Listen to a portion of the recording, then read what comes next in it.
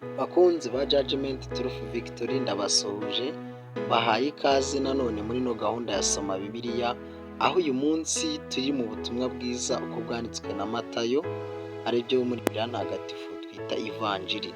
Tugeze mu gice cya kabiri umurongo wa mbere. Yesu amaze kuvukira i Betelehemu mu gihugu cy'Iyudeya ku ngoma y'umwami Herode, haza abanyabwenge baturutse iburasirazuba bagiye i Yerusalemu, barabaza bati, babajije ngo iki? Nturarekereho gukora subscribe kugira ngo iyi gahunda nziza ya Soma Bibiliya tunyuza kuri Judgment Truth Victory izajye ikugeraho mu buryo bwiza. Rero subscribe ni ingenzi kugira ngo utazajya wirirwa ujya muri Google searchinga ngo mbese kuri Judgment Truth bashyizeho iki, ahubwo uzajya uhita ubibona. Nugira inyunganizi bishyire muri comment.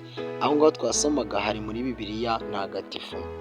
Muri Bibiliya yera haravuga ngo Yesu amaze kuvukira i Betelehemu mu gihugu cy'Iyudeya ku ngoma y'umwami Herode, haza abanyabwenge baturutse iburasirazuba bajya i Yerusalemu, barabaza bati, babajije ngo iki?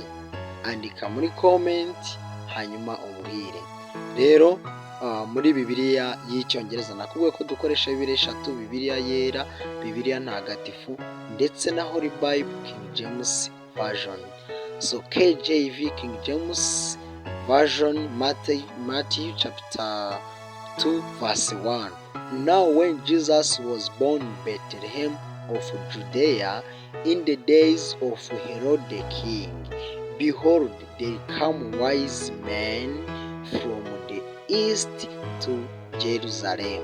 I invite you to do subscribe, share, and any comment you can comment, and you can ask any questions. Thank you. I wish you a nice day. God bless you.